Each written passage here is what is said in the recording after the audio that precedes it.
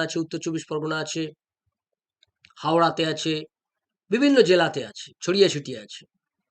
দিল্লিতে এই Delhi development authority এটা নিয়ে এর আগে কোনো কাজ করেনি, বরঞ্চ এদেরকে লালিত পালিত করেছে, এদেরকে আশ্রয় দিয়েছে।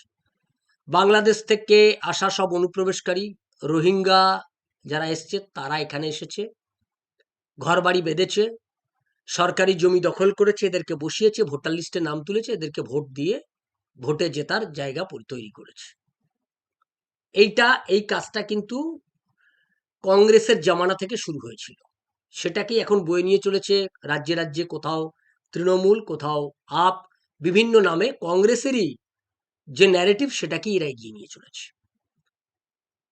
দিল্লিতে রেখা গুপ্তা তিনি আসার পর থেকে অ্যাকশন শুরু হয়েছে। বিভিন্ন জায়গায় এই যে অবৈধ